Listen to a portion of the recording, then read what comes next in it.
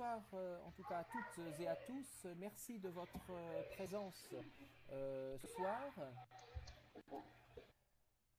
Ces 4 saisons de la pédagogie numérique sont une idée finalement assez originale à plusieurs points de vue. D'une part, parce que nous avons voulu les organiser entièrement en effet en ligne, avec les potentielles difficultés que cela peut représenter. Je voyais que certaines personnes indiquaient que c'était une première pour eux de se retrouver comme cela rassemblés dans un environnement virtuel. C'est également une volonté de faire quelque chose qui prenne vraiment une forme de débat. Vous l'avez vu, on va se retrouver 4 fois sur des thématiques qui peuvent, je pense, conduire à des réflexions tout à fait intéressantes. Et en tout état de cause, nous avons la volonté, avec les 4 conférenciers présents autour de moi, de laisser place, une large place au débat et aux réactions diverses et variées. Donc n'hésitez pas au cours de cette conférence, en tout cas de cette rencontre débat, comme me l'a dit très récemment Samuel de Henry, que je vais présenter dans quelques instants, de ce dîner causerie, puisque on le présente ainsi de l'autre côté de l'Atlantique, eh bien, à intervenir et à faire part de vos questions, de vos réactions ou de vos propres expériences. Voilà, alors vous le constatez, je dois commencer par quelques aspects techniques. D'une part, n'oubliez pas de couper, donc je le disais, vos micros. Nous entendons par exemple en ce moment quelqu'un taper au clavier. Ce n'est pas très grave, mais ce n'est pas non plus indispensable. Deuxième chose, je salue toutes les personnes présentes également en ligne, non pas dans Assemble Live, mais cette fois en live sur Livestream. Alors j'espère que vous m'entendez correctement, puisque en effet, je dois à la fois être présent ici et assurer la diffusion en live, puisque cette première rencontre a eu un succès important. 150 inscrits ce soir. Pour des raisons techniques, il n'est pas possible d'accueillir un aussi grand nombre de personnes en immersion dans Assemble Live. Donc nous avons limité à une 50aine de présents le nombre de personnes dans Assemble Live, et nous avons proposé aux autres de suivre sur Livestream cette conférence. Vous voyez également derrière moi un panneau qui présente la fiche de la conférence. Vont y défiler les différentes diapos de présentation tout au long de notre débat. Je vous demande de ne pas faire défiler vous-même les diapos. Je m'en chargerai au fur et à mesure. Simplement, vous pouvez zoomer, lorsque vous cliquez sur ce diaporama. On vous propose la fonction zoom, ça vous pouvez l'utiliser, ça vous permet de voir en grand la diapositive, mais simplement n'utilisez pas les boutons next et previous, suivant, précédent, ou les flèches lorsque vous êtes en train de regarder la diapositive, car sinon elles ne vont pas défiler dans l'ordre voulu. Voilà, alors je vais justement commencer. Nous allons parler ce soir de statut. Ces 4 saisons de la pédagogie numérique, ce sont donc 4 rencontres, 4 débats, tout fonctionnant par 4. Ce sont également 4 intervenants qui vont venir autour de ces tables rondes débattre librement avec vous. Je le répète, n'hésitez pas à intervenir. Nous voulons essayer de mener ici un débat assez libre pour évoquer des questions dont on parle peut-être moins, ou parfois évoquer des questions dont on parle assez souvent, mais essayer de dire ici des choses que l'on ne veut pas, qu'on ne peut pas, ou qu'on n'ose pas tout simplement dire ou approfondir habituellement. Nous allons donc parler ce soir de statut. On va évidemment y revenir ensuite de manière plus approfondie, pour voir comment le numérique fait évoluer les statuts, donc les statuts de tous les acteurs qui contribuent, qui interviennent à un titre ou à un autre dans des processus de pédagogie instrumentant le numérique. Alors, les intervenants, vous les voyez autour de moi, vous les voyez maintenant également au-dessus de moi. Je tiens déjà à les remercier, car c'est quand même une expérience, une expérience assez nouvelle ici, que d'intervenir complètement à distance et en monde virtuel. Donc je tiens à remercier chacune de ces personnes d'avoir accepté ici d'intervenir. Je les présente rapidement, peut-être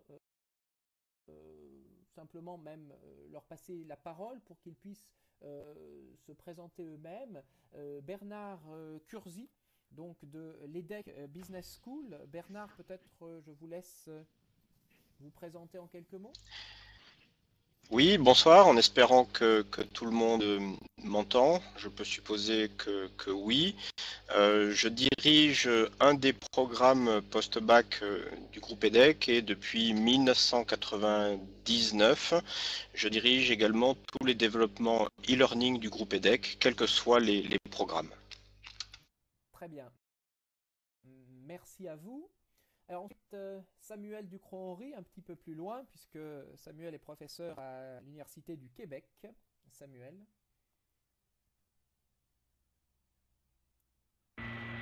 Bonsoir à tous. Je dis bonsoir, mais pour nous, il est donc 14 heures. C'est un plaisir de se retrouver aujourd'hui pour échanger justement sur cette question des statuts qui, selon nos derniers échanges avec des collègues l'année dernière, semblent très différents, en tout cas, tels qui sont pratiqués ici et tels que vous les vivez par ailleurs chez vous. Donc c'est un plaisir d'échanger sur cette question ce jour. Merci Samuel. Jean-Paul Moirot. Alors Jean-Paul Moirot va nous le dire tout de suite, j'imagine. Il est présenté, vous l'avez vu, comme enseignement secondaire, mais son parcours est un peu plus complexe. Oui, bonsoir Gérald, bonsoir à tous. Merci pour cette invitation. Alors, j'ai effectivement un parcours qui est un petit peu atypique. J'ai commencé par enseigner dans le secondaire. Pendant 26 ans, j'ai enseigné dans des BTS design de mode. J'ai intégré la faculté de droit depuis cette année. Je travaille avec Gérald à la FDV au CDNT. Et puis, j'interviens depuis quelques années à l'école des cadres de Poitiers dans la formation IFD, ingénierie de la formation à distance.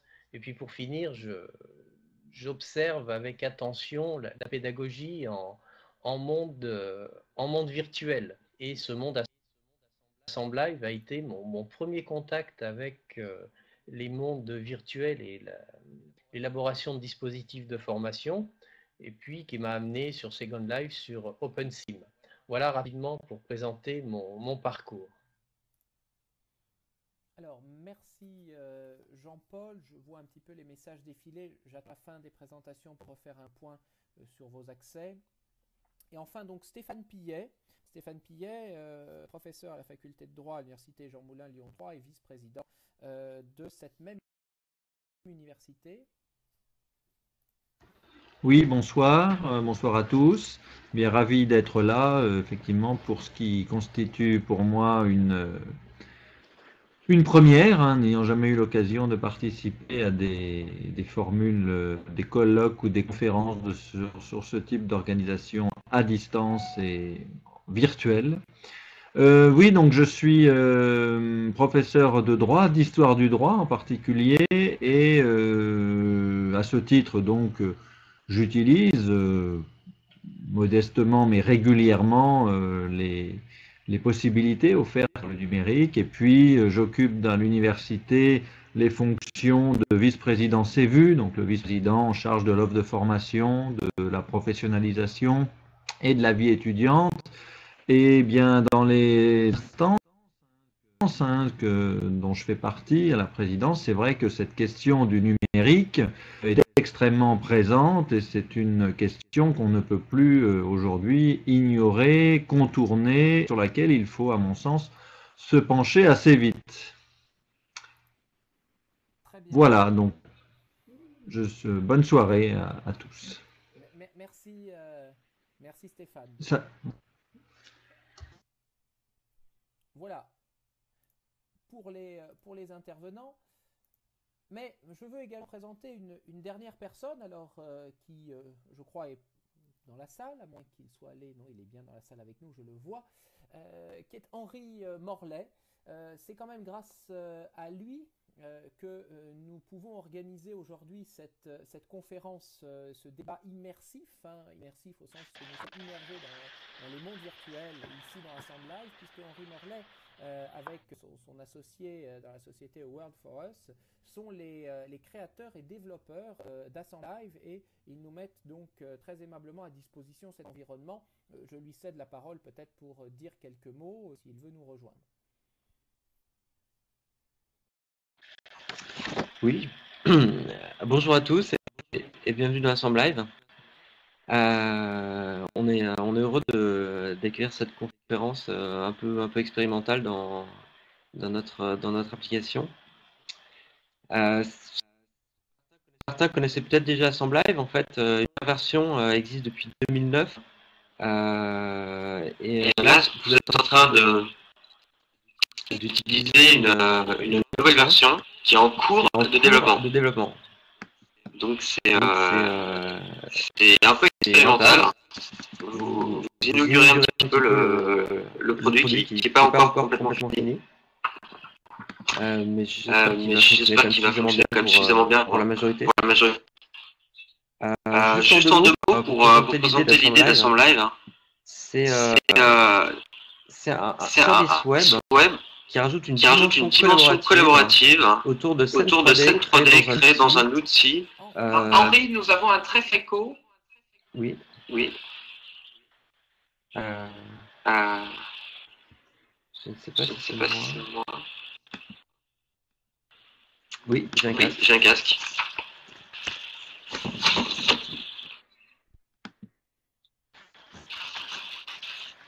Est-ce que c'est mieux? Oui, bon. Est-ce que c'est encore mieux? L'écho reste, mais enfin... Voilà. Bon, je vais faire très vite. Juste pour dire qu'Assemble Live est une expérimentation de fusionner un petit peu les environnements de collaboration avec la création d'environnements 3D qui peuvent être des simulations, des serious games, des expériences 3D immersives. Voilà, donc la prochaine version permettra aux utilisateurs de créer des environnements directement dans Unity et de les rendre collaboratifs en réel en les chargeant dans Assemble Live. Donc voilà, ce qu'on essaye de faire avec ce produit, c'est d'encourager une plateforme d'expérimentation pour imaginer des usages au confluent entre la 3D et la collaboration. Voilà, je vous souhaite à tous une bonne conférence. Merci beaucoup Henri. Voilà, eh bien, en effet, nous allons pouvoir commencer cette conférence. Alors, simplement, vous le voyez apparaître derrière moi. Nous vous proposons de suivre également cette conférence sur Twitter, et plus particulièrement, bien sûr, pour ceux qui la suivent uniquement en live et qui, malheureusement, ne pourront pas nous poser directement de questions dans la salle. Nous vous invitons alors à poser vos questions directement sur Twitter, avec le mot-clé que vous voyez ici, 4SPN, comme 4 saisons pédagogie numérique. Le fil Twitter est suivi par notre collègue Stéphanie Régnier, et elle est présente ici dans la salle et donc pourra retransmettre en direct vos questions via Twitter. Voilà. Eh bien, je vous propose d'aborder donc ce thème et cette question des statuts et de la pédagogie numérique avec une première question, un premier point autour des nouveaux métiers. Impliqués, supposés, créés et mis en évidence dans le cadre du développement de l'utilisation des outils numériques dans des contextes de formation, d'enseignement, etc. Alors, nous pouvons aborder peut-être cette question avec deux sous-questions, un peu provocatrices bien sûr, mais je vais laisser à chacun des intervenants ici le soin de nous donner son point de vue. Alors, la première question que j'aurais aimé poser, c'est l'enseignant est-il mort? C'est une question que nous avions déjà d'ailleurs posée l'an dernier au cours des journées du e-learning à Lyon, un colloque cette fois présentiel. L'enseignant est-il mort en ce sens que, est-ce que vous savez, on a souvent dit, lorsqu'on a développé le numérique, il y a déjà longtemps, on avait commencé à dire au départ, ah oui, l'ordinateur va remplacer le prof. hein, donc les profs vont disparaître. Nous sommes ici dans un monde virtuel, nous commençons à entendre, tiens, si des mondes virtuels se développent, ce sont les universités au sens des bâtiments qui vont elles-mêmes disparaître. Voilà, donc on peut se poser la question de savoir si l'enseignant est mort. Écoutez, je passe la parole peut-être à Bernard Curzi, hein, il n'y a pas d'ordre particulier pour vous laisser intervenir sur ce premier point. Oui, écoutez, bien volontiers, l'enseignant est-il mort? Non, certainement pas. Certainement pas pour plusieurs raisons. Bien au contraire, je suis persuadé au gré des expériences que l'on a pu mener nous-mêmes, que l'enseignant peut retrouver des lettres de noblesse qu'il aurait perdues dans le cas contraire, et je m'en explique. Il va incarner plus que jamais la personne qualifiée pour qualifier la pertinence d'une information, pour qualifier la valeur scientifique d'une information, désordre un petit peu confus que représentent toutes les sources de données et tous les accès possibles, c'est lui qui va aider à faire le tri. Donc l'enseignant est-il mort? Non, certainement pas. Par contre, je pense qu'il va comprendre, compte tenu de l'environnement et des nouvelles générations qui l'y poussent, il va devoir comprendre que son rôle et ses missions vont devoir évoluer. Merci beaucoup. Je propose qu'on passe successivement la parole déjà à vous quatre et puis on pourra déjà commencer à débattre ensuite. Samuel?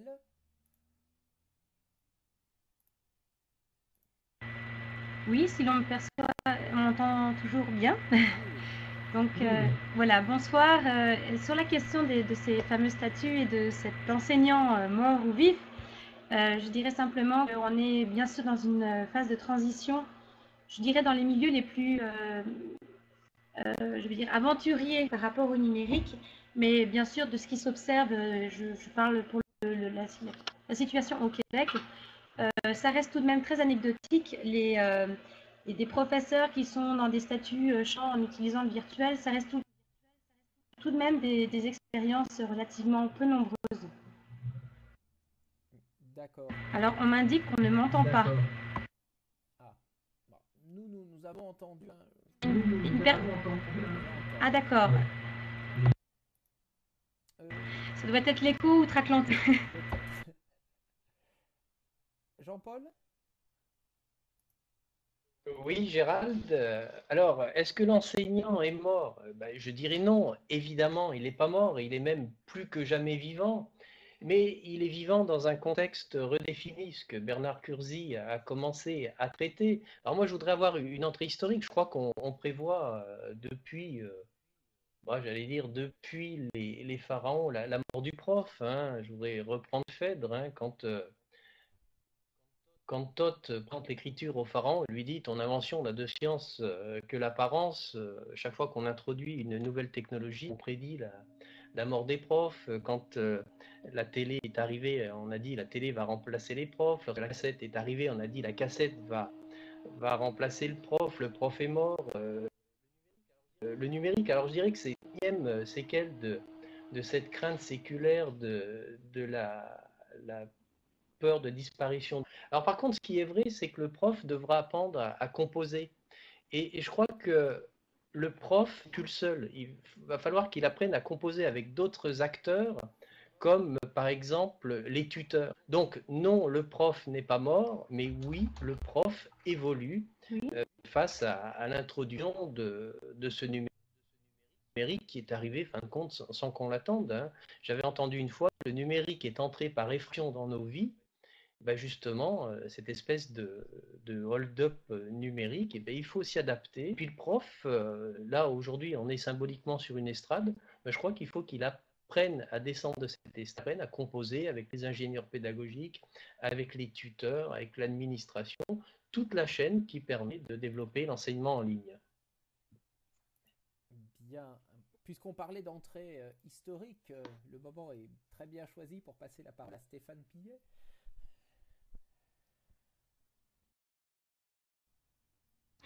Oui, alors effectivement, transition parfaite, si l'on peut dire. Moi, évidemment, je me range naturellement à l'avis émis précédemment, non, l'enseignant n'est pas mort. Certes, il n'est pas mort, mais du fait du numérique et de la présence du numérique dans les amphis, il meurt tout de même un petit peu, effectivement, dans sa forme traditionnelle.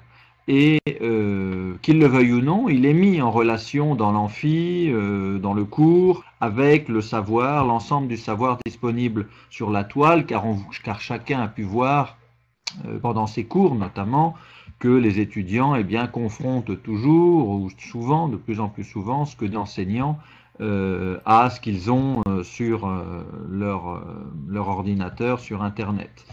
L'enseignant n'est pas mort, alors certes, mais peut-être quand même l'enseignant dans la posture très académique, dispensant son savoir du haut de sa chair, est sans doute un peu mort. Mais dans une perspective historique, on se rend compte que cette posture, finalement, n'est peut-être pas liée au numérique. Hein. Si on pense, par exemple, aux méthodes d'enseignement médiévales au Moyen-Âge, eh bien, on voit que l'enseignant est plutôt une partie dans la question disputée, dans la dispute qu'il noue autour de lui, et finalement il a une attitude non pas tant de dispenser un savoir livresque, mais véritablement de mettre en relation les éléments du savoir, de travailler la méthodologie, de forger le raisonnement, et finalement il est peut-être aujourd'hui avec le numérique, l'enseignant retourne peut-être un peu à cette posture qui le place au cœur de la lutte, et peut-être moins, c'est vrai, au cœur du savoir. Merci Stéphane. Bon, je retiens, hein, vous avez déjà mis en évidence tous cette question de la place finalement du savoir au milieu de tout cela, de cette place de l'enseignant et de son rapport au savoir, et du fait que sa place change, et surtout il semblerait qu'il y ait de nouveaux éléments de savoir, parce que le numérique multiplie les sources de savoir possibles, et qu'il va falloir savoir faire le tri justement au milieu de tout ça, être capable d'identifier ce qui est pertinent de ce qui l'est moins. Et puis le numérique fait entrer de nouveaux outils, de nouveaux acteurs. Ça va nous conduire assez vite, je crois, à la question suivante, qui est celle de la mixité, mais peut-être déjà, je me retourne vers l'Assemblée, si certains veulent intervenir. Alors, pour intervenir, hein, pour prendre la parole, je vous invite à lever la main grâce aux petits boutons qui sont en bas de votre écran. Hein. Le second vous permet, je vais le faire maintenant, hein. Voilà, je vous permets de faire ceci, hein, et de lever la main, donc ça permet qu'on vous repère facilement dans la salle, et à ce moment-là, vous pouvez prendre sans problème la parole. Pas de remarques autres. Bien sûr, si certains ne pouvaient pas parler, n'hésitez pas à rédiger une question dans le chat à ce moment-là. Je pense que les questions viendront au fur et à mesure, mais il me semble qu'on peut déjà, en effet, on a déjà entamé un petit peu le débat là-dessus, cette question de mixité. C'est-à-dire que la mixité, à la fois des savoirs qu'on va trouver, je le disais, mais il me semble que ce qui nous intéresse ici, c'est celle de la mixité des statuts. L'enseignant n'est plus complètement seul, hein. Il est finalement entouré d'autres personnes, des ingénieurs pédagogiques, des tuteurs, toutes sortes de personnes qui interviennent finalement de manière plus ou moins directe sur l'enseignement. Donc il y a une véritable évolution, il faut qu'il se repositionne dans sa fonction. Peut-être que Bernard Curzi pourrait nous donner un petit peu son avis sur ce point-là.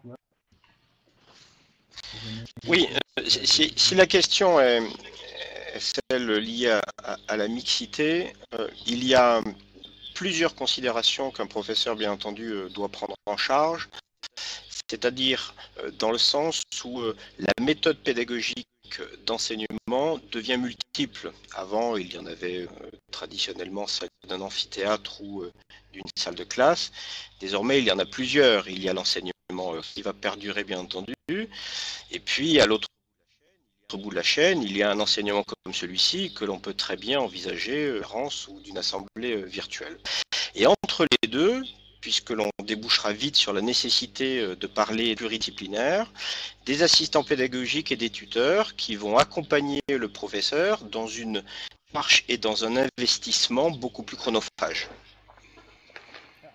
En effet, je crois même que se pose assez vite une question, hein, parce qu'on dit, voilà, accompagner finalement, notamment l'enseignant, hein, il est accompagné dans son travail, dans sa fonction, et cela peut aller, c'est souvent difficile à dire, mais jusqu'à former l'enseignant. La mixité fait qu'en effet, l'enseignant ne sait pas forcément tout. Parfois, l'ingénieur pédagogique, le tuteur, sort mieux certaines choses et qui sont des choses qui vont être utiles à l'étudiant ou à l'apprenant en général. Est-ce que les autres intervenants veulent peut-être compléter sur ce point-là, est-ce qu'il est possible de former, enfin on sait que c'est assez difficile parfois de dire à un enseignant qu'on va le former. Je peux me permettre peut-être d'intervenir sur un point. En fait, il y a une réelle réticence que je ressens vis-à-vis de certains collègues par rapport justement à, on va dire, un alourdissement des tâches professorales.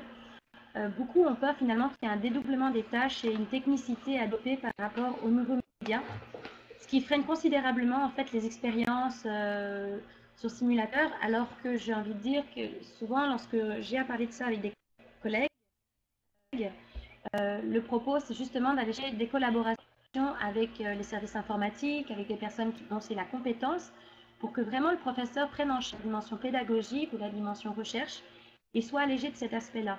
Et bien souvent, il y a assez peu de gens ou encore la démarche est relativement lourde au sein des institutions, ce qui a tendance à justement isoler les professionnels des initiatives ou encore apeurer ceux qui souhaiteraient faire le pas mais ont peur que tout repose sur leurs épaules. Oui, en effet, peut-être voilà, un mélange de réticence et de peur. Hein. Alors, est-ce que certains veulent, parmi soit évidemment les intervenants, soit dans le public, réagir à cela est-ce qu'on est plus dans la peur? Oui, alors je vois une question, allez-y. Hein, je crois que c'est Madeleine Flanagan qui désire intervenir.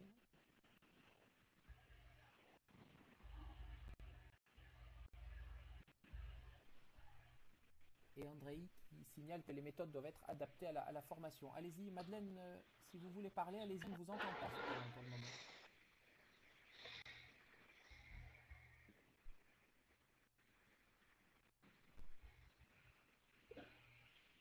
Est-ce que d'autres, le temps peut-être que Madeleine active son micro si elle ne l'a pas fait? Oui, allez-y. Je vois une autre question. Je crois que c'était Hassan.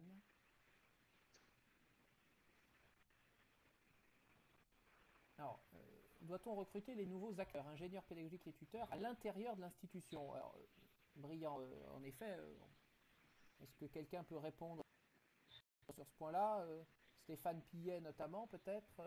On est quand même en plein depuis au moins un an, plan réussite en licence, dont on sait qu'il nous permet d'avoir plus de postes que nous avons pu en avoir auparavant à l'université, et que la seconde vague de ce plan, probablement en rapport évidemment ici avec le plan FUN, hein, France Université Numérique, de notre ministre, est largement orienté vers des recrutements en matière numérique.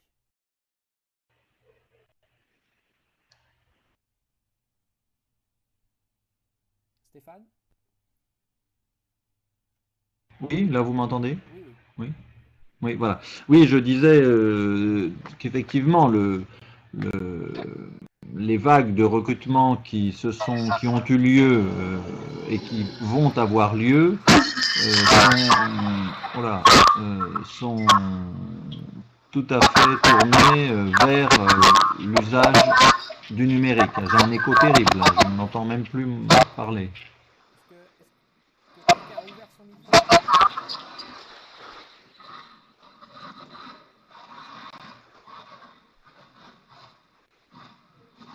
Donc, effectivement, c'est quand l'enjeu c'est de pouvoir recruter peut-être des compétences que les enseignants n'auraient pas. Mais il faut être prudent en la matière parce que, me semble-t-il, il y a derrière ce recrutement peut-être des inquiétudes, notamment des inquiétudes qui seraient liées à la peur de l'enseignant d'être dépossédé. Et d'être dépossédé de quoi? D'être dépossédé de la maîtrise de la chose, de la construction de son cours. Donc, il faut, à mon avis, former l'enseignant pour lui permettre et pour permettre à tous les acteurs de se coordonner et de que chacun se sente véritablement dans son rôle, à sa place, et non dépossédé par une personne qui interviendrait ensuite à côté de lui ou en plus. Je ne sais pas si vous m'entendez très bien.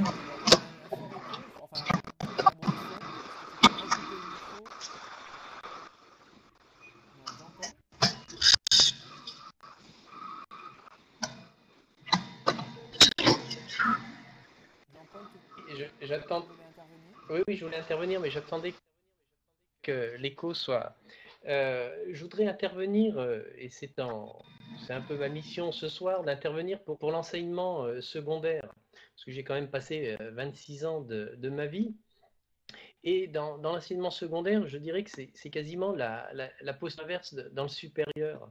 Dans le supérieur, on voit émerger une chaîne de conception des cours de l'enseignant. Bernard Curzy a parlé de l'assistant pédagogique, on a parlé du tuteur, et puis toute la chaîne administrative. Dans le secondaire, l'enseignant est plutôt l'homme orchestre, et il a aussi des inquiétudes, mais elles sont d'une autre nature. C'est-à-dire qu'on va lui demander d'être à la fois le concepteur de cours classiques dans un frontal bien senti, et puis en même temps, on va lui demander d'instiller à plus ou moins grosse dose du numérique.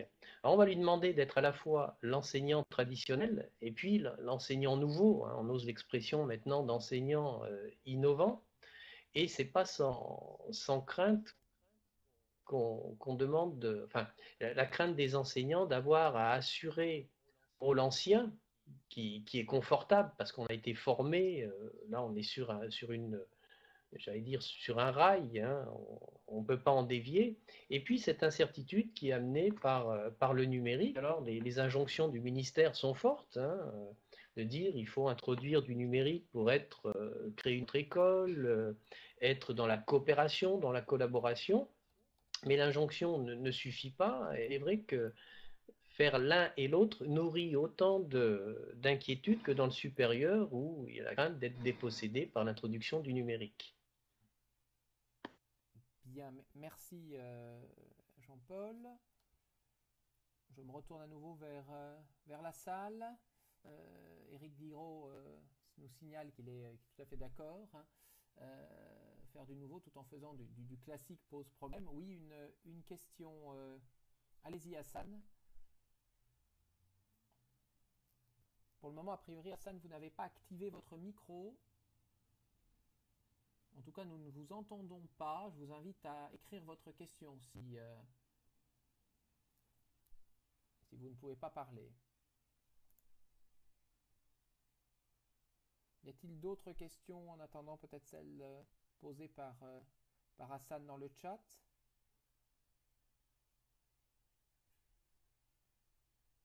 Bien, je vous propose qu'on avance peut-être cependant. Et puis Hassan, n'hésitez pas à rédiger votre question dans le chat et on la prendra le moment venu, il n'y a pas de difficulté. Alors, on a parlé Stéphane Pillet parlait d'une crainte, un petit peu d'une peur, d'une concurrence. Alors, on peut peut-être illustrer cela avec la question du tuteur. La question du tuteur, en effet, est devenue une question centrale en matière de pédagogie numérique, puisque on sait que dans les formations à distance, c'est bien souvent le tutorat qui va faire la qualité de la formation. Alors, cette place du tuteur pose un certain nombre de questions. Alors, bon, je crois que Samuel Ducrot-Henry a dû se déconnecter. J'imagine qu'elle va revenir assez rapidement. Il sera intéressant qu'elle nous donne son point de vue, puisque les fonctions tutorales sont bien développées au Canada, au Québec et Canada. On pourra donc lui demander de nous en reparler. Peut-être que Jean-Paul Moirot pourrait commencer, puisqu'il s'intéresse depuis lui aussi assez longtemps à ces questions de tutorat vues de notre côté de l'Atlantique. Et puis également, en effet, mais je pense qu'elle souhaitera intervenir ensuite, Sylvie Pelletier, qui est également représentante des tuteurs côté Canada. Jean-Paul, peut-être d'abord, et puis ensuite, évidemment, je laisse la parole aussi aux personnes présentes. Oui, merci Gérald. Alors, je vais rester dans ma pure de personnes qui parlent pour les enseignants du secondaire. Je me limiterai à ce champ. Alors, le tutorat dans le secondaire, il est à la fois très présent et en même temps, il est absent. Alors, il est très présent parce que le tutorat s'exerce. Alors, il s'exerce pas vraiment dans le numérique. Hein, il s'exerce, par exemple, dans l'encadrement personnalisé des élèves, mais il se développe aussi dans le numérique, parce que on commence à avoir de la formation des instituteurs, par exemple, en ligne. Hein, il y a 350 000 instituts qui vont être formés sur la plateforme Magistère, et puis des expériences de ci, de là, où l'enseignement en ligne se développe. Alors, la question que je voudrais évoquer, elle est liée à un point de vue statutaire, le statut des enseignants. En ce moment, le ministère initie une réflexion sur le décret de 50, hein, qui définit le statut des enseignants du secondaire. Pardonnez-moi, j'avais vraiment perdu la connexion. 15 heures pour les agrégés, 18 heures pour les certifiés. Mais en 1950, bien évidemment, quand on a pris les statuts, c'était pour un enseignement frontal en classe. Il est évident que le numérique n'était pas présent. Or, en 2013, le numérique est ici, mais avec des statuts qui sont configurés pour un enseignement sans numérique. Alors ça pose beaucoup de questions. 15 et 18 heures, comment les définir? Beaucoup diront, ce qui était destiné à corriger des copies sera du numérique, sauf que c'est un raccourci qu'il est difficile d'accepter, parce que le numérique, c'est pas calquer le travail classique. Je crois qu'on a déjà évoqué que le numérique, c'est un travail qui est différent et qui est chronophage. Alors, il faudrait, si on veut développer un tutorat dans le secondaire, et puis pour ne pas prendre trop de temps, j'en resterai sur ce point, c'est qu'il va falloir penser à intégrer dans les statuts le temps numérique. Alors, le dire ici en conférence, c'est assez simple, c'est d'un point de vue conceptuel. Ensuite, il faut le mettre en œuvre. Comment intégrer le temps numérique dans le service des enseignants? Alors quand je dis ça, je donne la place aux enseignants du supérieur, parce que je crois que l'enjeu est le même. Merci Jean-Paul. Alors en effet, cette question du temps, bien raccrochée ici à celle des statuts, on en reparlera. Donc je propose qu'on essaye surtout d'évoquer plutôt le statut ici lui-même, c'est-à-dire que cette coexistence de personnes qui ont des rôles, mais aussi du coup des formations, des titres et donc des statuts différents. Ensuite, la manière dont on va pouvoir valoriser finalement ce temps passé, ce temps numérique, nous allons avoir l'occasion dans les prochaines rencontres sous des thématiques beaucoup plus proches encore de cela, d'y revenir. Samuel nous ayant rejoint suite à sa petite déconnexion, je propose de lui passer la parole parce que il me semble intéressant d'avoir ce point de vue sur le tutorat, et puis je passerai ensuite la parole à l'assistance.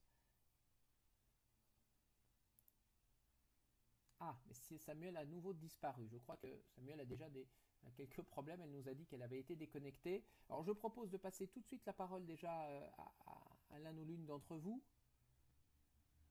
sachant qu'il y a pas mal de remarques hein, déjà dans le chat. Hein, les apprentissages hybrides, nous dit Andrei. Donc en effet, je pense qu'il parlait ici de la question du temps, oui, et une question, je pense, ou une remarque de Sylvie Pelletier. Allez-y, hein, on vous écoute. Par contre, là, on ne vous entend pas.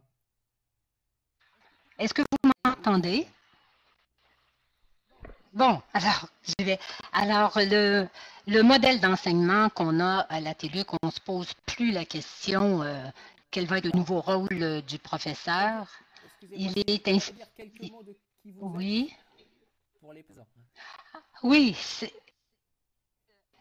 à la téléuniversité, université qui est totalement à distance et ce depuis 40 ans. Chez nous, on ne se pose plus la question à savoir qu'est-ce qui relève par rapport aux spécialistes en sciences d'éducation et aux tuteurs. Le travail a toujours été divisé ainsi. Le professeur est responsable de la conception du cours. Le spécialiste en sciences d'éducation en appui de façon à médiatiser le cours, à lui adapter une formule pédagogique qui convient à l'enseignement à distance. Et puis, l'encadrement des étudiants est confié à des tuteurs. Alors donc, c'est vraiment divisé, en trois groupes distincts. Le pause chez nous, bon, les professeurs n'interviennent pour ainsi dire pas auprès des toutefois, il y a des rapports de pouvoir qui sont bien vivants. Les professeurs sont d'avis que l'enseignement à distance, ça relève que des professeurs. Que l'enseignement s'arrête à partir du moment où leur cours qu'il est diffusé. Tout le reste, c'est du personnel de soutien, d'auxiliaire d'enseignement. Alors, c'est là où se vivent là, des tensions qui sont très vives. Évidemment, les tuteurs sont des spécialistes dans leur discipline respective, n'enseignent pas un tuteur dans des cours en administration. Bien sûr, on va lui demander de diplômer en administration et d'être spécialisé dans un domaine bien spécifique là, au contenu de cours. Alors, toutefois, du point de vue des étudiants, pour eux, professeur, c'est celui qui les accompagne dans leur apprentissage du cours. Il y a tout le matériel pédagogique qui est en ligne. À vrai dire, le professeur, il s'efface derrière tout ça parce qu'il n'est plus placé devant une classe, où il incarne le savoir. C'est le matériel de cours fait en sorte qu'on ne le voit plus, le professeur. Par contre, l'étudiant sent très bien que le soutien pédagogique vient qui est son tuteur et qui l'appelle tout naturellement son prof. Alors, je peux vous dire que ça ne fait pas l'affaire de ça que ça se passe ainsi. Alors, c'est un peu ça. C'est un autre monde, en fait. Merci beaucoup. Alors, une question tout de suite dans le chat. Est-ce que le tuteur est l'enseignant lui-même ou il y a un tuteur à côté de l'enseignant? Je pense que vous pouvez répondre, Sylvie. Est-ce que c'est à moi qu'on adresse la question? En tout cas, vous pouvez expliquer. Bon, selon le modèle T2, le professeur concepteur du cours travaille avec un groupe de tuteurs dans son cours. Ça prend plus qu'un tuteur pour encadrer tous les étudiants. Mais tous ces tuteurs-là sont embauchés comme tuteurs, bon, parce que d'abord, ils ont des excellents enseignements, puis ils sont spécialistes dans leur domaine, mais ils relèvent du professeur. Ça, c'est bien entendu. Chez nous, le maître, c'est le professeur. D'accord. Alors, justement, moi, j'avais une remarque ou une question, peut-être que vous mentionnez bien qu'il existe 3 groupes. Vous dites les 3 groupes, vous avez même dit 3 groupes distincts. Est-ce que finalement, ces c'est vraiment l'objectif qu'on recherche. Est-ce que c'est pas un peu un problème de dire, ben voilà, c'est étanche, c'est-à-dire que d'un côté il y a le professeur concepteur, après il y a le tuteur, et puis ces gens-là ne se parlent pas. Est-ce qu'au final, d'ailleurs, est-ce que ça fonctionne? Est-ce que pour les tuteurs, c'est facile? La personne qui a ouvert son micro peut le couper. Gros écho. Voilà, donc gros écho. c'est relativement compliqué quand même pour les. Du point de vue des étudiants, et puis est-ce bien logique qu'il y ait 3 groupes de personnes qui interviennent sur une formation de manière un peu distincte, et peut-être que finalement elles ne se parlent jamais. Bon, comme modèle d'affaires, c'est très rentable pour la téléuniversité quand c'est des cours à gros volume. Alors on paye un professeur et tu conçois le cours une seule fois. Après ça, le travail à des tuteurs. Les relations entre les professeurs et les tuteurs. Écoutez, j'ai beaucoup de difficultés. Il y a tellement d'écho. Je vais attendre un peu. Je peux le recouper, s'il vous plaît. Alors, je crois que j'ai plus d'écho. Ça a l'air bon. C'est bien là? C'est bon. Je continue. Voilà, Relation, écoutez, c'est pas toujours conflictuel, mais d'une saine relation où les tuteurs pourraient davantage intervenir. Ça recommence l'écho. Auprès des professeurs pour améliorer les cours qui sont en ligne, avoir toujours une démarche proactive. C'est pas disons que les relations pourraient être meilleures, mais c'est pas l'enfer tout de même. Bien, on a fini avec pas mal d'écho. Samuel est en revenu, Samuel quelques mots sur la fonction scolaire. Merci à celui ou celle qui a vraiment ouvert depuis un moment de le refermer. On a vraiment un très fort écho. J'espère que vous n'aurez pas d'écho de votre côté lorsque je vais parler. Là, je pense que c'est bon. Ok, on entend mieux. Donc, pour cette question, justement, finalement, de statut ou de partenariat à bien définir, je pense vraiment qu'il y a un effort à faire du côté...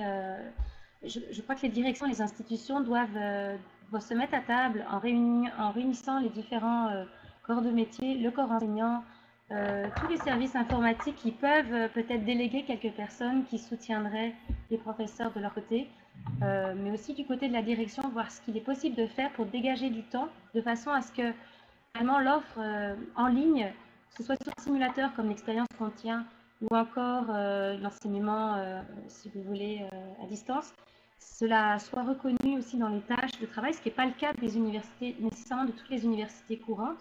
Moi, pour mon cas, l'Université du Québec, en Abitibi, on est rattaché donc à Montréal, dans lequel le centre que je dirige, rattaché aux jeux vidéo. Il est difficile, si vous voulez, qu'on puisse vraiment octroyer une reconnaissance en termes d'horaire dans la charge de professeur, parce qu'on a des charges de professeur avec une certaine quantification de travail à définir chaque année, et savoir exactement ce qui retourne de la charge qui est au prof, de l'impact par rapport au personnel qui va aider également ce professeur-là, comment déduire des heures, dégager des heures pour aider ces profs qui tiennent ces expériences. C'est pas très clair, et je pense que les directions ont vraiment un rôle à jouer là-dessus, pour soulager les profs, mais aussi peut-être les encourager pour ceux qui n'ont pas encore fait le pas, et aussi pour que du côté du soutien, je parle technique, mais aussi des auxiliaires d'enseignement, il y ait une véritable reconnaissance ou des fonds alloués également pour le faire. Pour le moment, de ce que j'observe, c'est du cas par cas. C'est vraiment les professeurs proactifs qui vont être capables d'obtenir ce genre d'aide. Ce sont des collaborations au sein des départements, pas nécessairement entre départements d'ailleurs. Voilà, c'est peut-être c'est la genèse, je crois. Merci Samuel. Je crois qu'on commence à voir sortir des choses, c'est-à-dire qu'il y a une question posée par Briand disant recruter des gens à l'extérieur de l'institution sous forme de contrat. On commence à parler de valorisation, on l'a dit, hein, de tout cela, on va y venir tout de suite après d'ailleurs. Est-ce qu'il n'y a quand même pas au milieu de tout ça un vrai problème financier? C'est-à-dire certes il peut y avoir des tuteurs, mais il faut à ce moment-là qu'on arrête de croire, et c'est quand même ce qu'on nous dit aujourd'hui encore assez souvent quand on veut développer du numérique, c'est que ça va coûter moins cher. Ça ne coûtera pas moins cher, bien au contraire, on va avoir besoin de personnes en plus, de gens avec des statuts différents qui vont venir autour de ce statut de base que jusqu'à maintenant, en tout cas, il me semble-t-il, on accepte encore de payer dans l'université, que sont les enseignants, mais ensuite, quand il s'agit de commencer à dire oui, mais on va valoriser, on va payer, etc., des gens qui feront pas de l'enseignement dans sa forme traditionnelle, etc., ça devient compliqué. Et puis, on nous dit aussi peut-être qu'on n'a pas les moyens. Et puis, il faut aussi savoir combien ça coûte. Est-ce qu'il y a une réaction possible des uns ou des autres sur cela?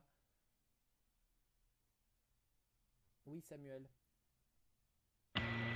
En fait, je pense que c'est vrai et peut-être aussi à tempérer par rapport à cette question de surcoût. Je pense surtout que, personnellement, parce que les services se parlent peu, il y a tout de même énormément de ressources humaines qui sont disponibles au sein des universités. Bien sûr, des professionnels actuels de l'extérieur, donc c'est la spécialisation, serait drôlement souhaitée et les bienvenus. Mais je pense aussi qu'il y a du temps bien identifié dans les tâches des personnes en place. Et aussi, je reste persuadée que des professeurs à qui on prend le temps d'expliquer, en les encourageant, en leur disant justement qu'il va y avoir de l'aide, de la collaboration, c'est une manne en termes de richesse disciplinaire et pédagogique dans les milieux virtuels. Alors, oui? Oui, allez-y. Je n'ai pas vu qui voulait prendre la parole.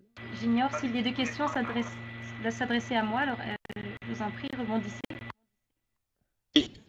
Si vous m'entendez, c'est Bernard Curzier là, au micro. Je voudrais réagir par rapport à ce que vient de dire Samuel.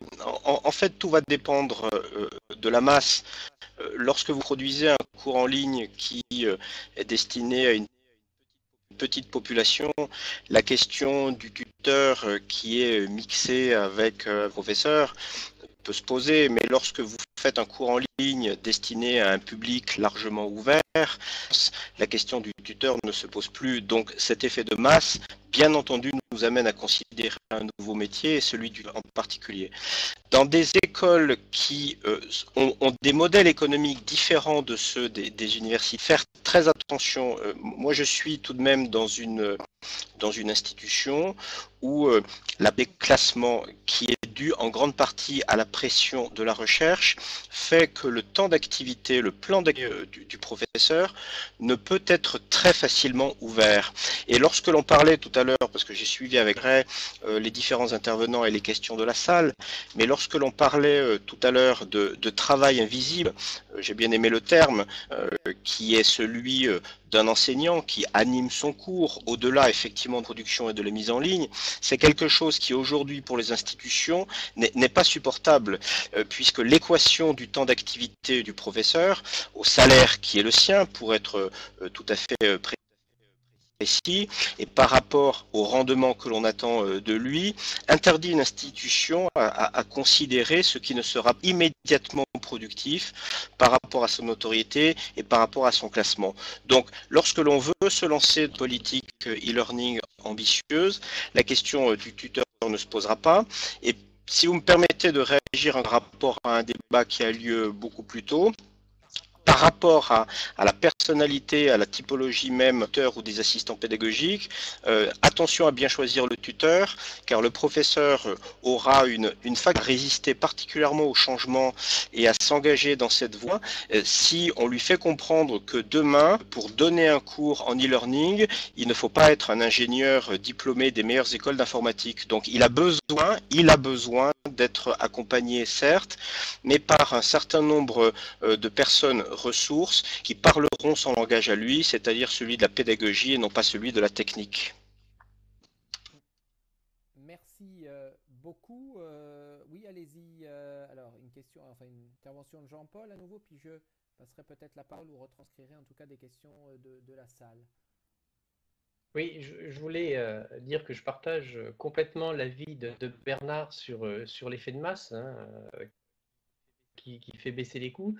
Et puis, on n'a pas abordé encore la notion de tutorat par les pairs, puisqu'on s'est inscrit quand même dans un discours où le tuteur était un métier, mais il ne faut pas négliger, et c'est le travail de Katia Pi, hein, sur le tutorat par les pairs, qui permet à un coût zéro, d'une part, et puis qui permet aux étudiants d'avoir une entraide et avancer dans la connaissance en s'appuyant les uns les autres. Alors, pour prendre un terme à la mode, les MOOC et les MOOC connectivistes, là, on est en plein dedans, justement, de ce tutorat, de cette entraide qui permet de progresser. Alors, résume le tutorat au tutorat par les pairs, hein, ce n'est pas mon propos, mais c'est un élément qu'il ne faut pas négliger lorsqu'on va établir, et je crois, quand on monte une formation, une des premières choses à élaborer, c'est le scénario tutoriel.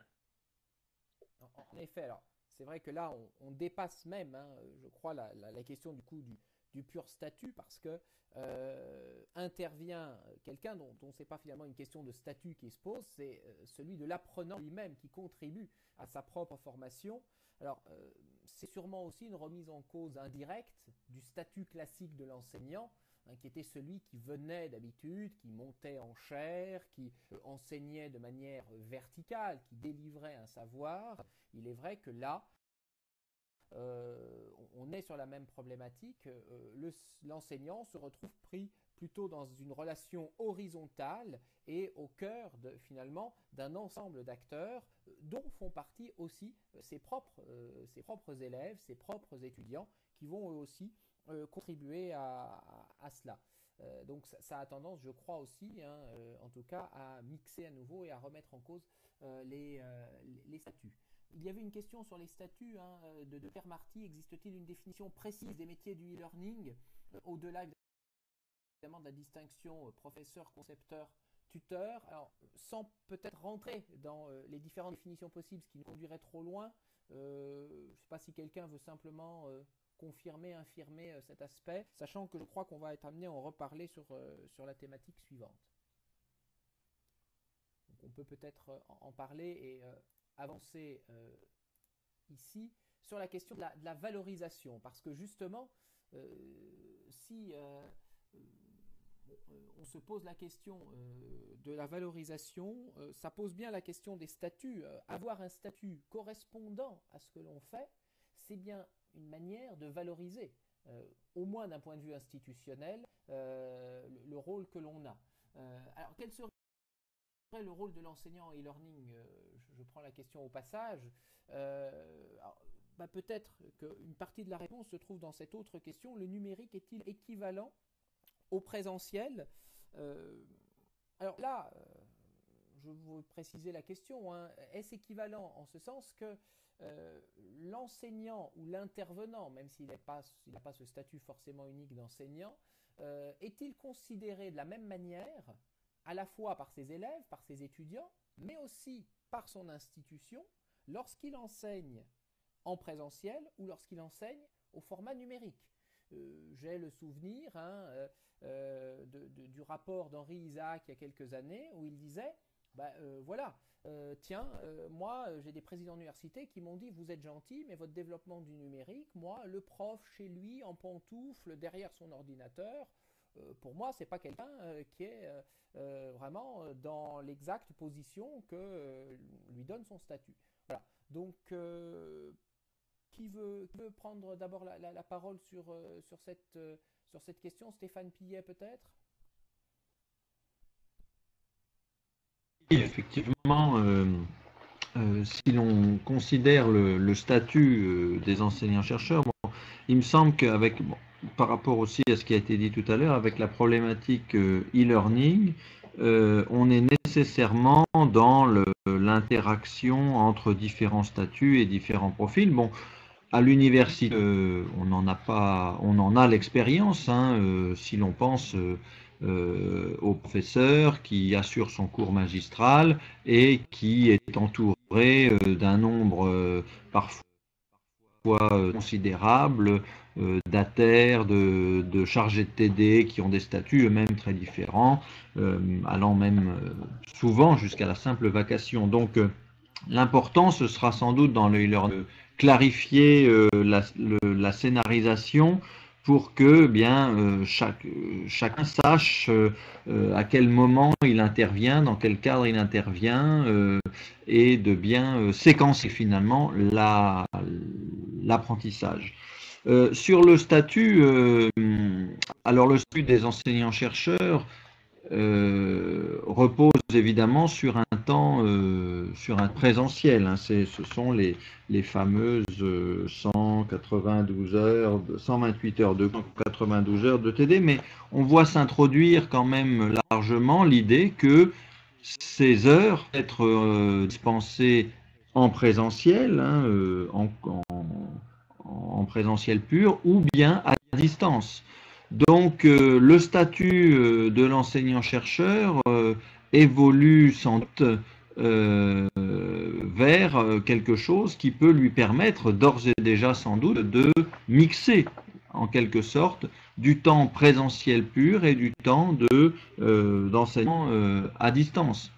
Après, effectivement, il y a à connaître là la posture que prendront les autorités ministérielles, hiérarchiques, si l'on peut dire, puisque est-ce qu'on veut effectivement des professeurs en pantoufles une partie du temps chez eux, si tant est que les professeurs soient en pantoufles chez eux, mais est-ce qu'on veut cela, ou est-ce qu'on n'est pas actuellement plutôt dans une dynamique ramener tous les professeurs, tous les enseignants, hein, de l'école maternelle jusqu'à l'université, de les ramener sur leur lieu de travail pour qu'ils travaillent dans l'institution, dans un bureau, présent physiquement sur tout leur temps de travail.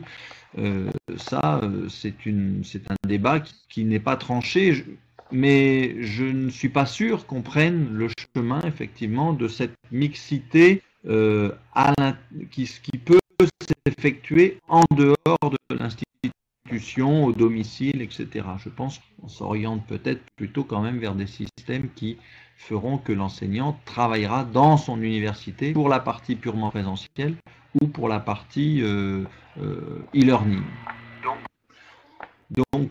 Donc c'est vrai qu'il y a une évolution du statut, mais qui va dépendre de ce que diront le ministère, de ce que diront les syndicats également, parce que l'opposition syndicale est parfois forte en matière de développement du e-learning. Et quant au coût, on voit bien évidemment que si l'on pense à de l'interactivité, eh bien, il faut autour du cœur toute une équipe qui coûtera, et des structures également, hein, techniques, qui coûteront sans doute aussi cher qu'un professeur seul face à 500 étudiants ou seulement en présentiel. D'accord. Je crois qu'il y a pas mal de réactions, en tout cas pas mal de réactions par écrit dans le chat, des gens qui ont levé la main. On parle d'enseignement au rabais dans certains messages. Est-ce que l'université est prête à investir fortement sur des enseignants qui vont concevoir des cours pour plusieurs années? Samuel, je crois, a levé la main aussi pour intervenir. Oui, en effet, parce que je m'interroge quand même sur le fait que si à la lueur des événements qui ont eu lieu chez nous l'année dernière avec le mouvement Carré Rouge et puis toute cette coupure magistrale dans les milieux universitaires, même si cette année on annonce des choses un petit peu différentes au niveau de la recherche et du financement de la recherche, ce qui est toujours soumis aux aléas de la vie politique, je pense vraiment qu'il y a la question de l'allègement des structures et de ce point de vue-là, certes, la réalité dont on parle est à court terme celle d'une réalité où on n'est pas prêt à lâcher les troupes finalement professorales en leur laissant peut-être plus de liberté et de mobilité. Mais à moyen et long terme, on n'aura pas le choix pour des questions budgétaires strictes. En tout cas, dans la logique telle qu'elle est pensée ici au Canada, on a quand même, en tout cas au Québec, on a de gros soucis par rapport au financement. Et si je prends un petit peu la mesure de ce qui se passe au sein de l'Université du Québec, qui est une université qui a finalement le plus grand territoire à couvrir au Québec certes, elle est excentrée, mais la mobilité professorale a toujours été présente. Je pense qu'on va y aller un petit peu au cas par cas. Dans notre cas à nous, c'est une question très prégnante et on est ouvert à ça. C'est simplement qu'il y a des logiques institutionnelles qui peuvent être différentes, mais les logiques économiques, elles, nous obligeront à moyen ou à long terme à revoir le coût des infrastructures.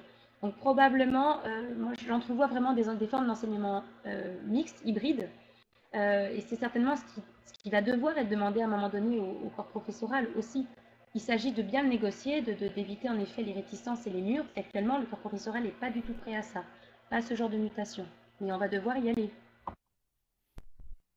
Oui, peut-être des remarques sur quand même cette nécessité à un moment de reconnaître que le numérique suppose de la distance, suppose qu'on peut ne pas être là et pour autant travailler tout à fait correctement. Enfin, je crois qu'on en est ce soir la preuve, j'allais dire bien réelle, ou en tout cas la preuve bien virtuelle, est que nos débats sont riches et pourtant nous sommes bien chacun dans des lieux différents et en tout cas nous ne sommes pas spécialement situés dans nos différents bureaux. Je pense qu'il y a aussi cette question d'obligation de résultat, en tout cas excusez-moi, j'ai rebondi, j'ai rebondi à propos, cette obligation un petit peu de résultat par rapport aux tâches professorales. Donc je suis toujours du point de vue des profs là ici au Québec. Si vous voulez, si on se fie vraiment aux résultats, donc libérer du temps par rapport à de la recherche, il y a quand même une certaine souplesse qui est donnée dans nos charges de travail par rapport à ça, une reconnaissance aussi pour ce travail invisible. Le fait aussi qu'on nous encourage à innover, à s'ouvrir aux nouvelles technologies, etc. Ça, c'est vraiment quelque chose qu'il faut saisir au moment où c'est présenté.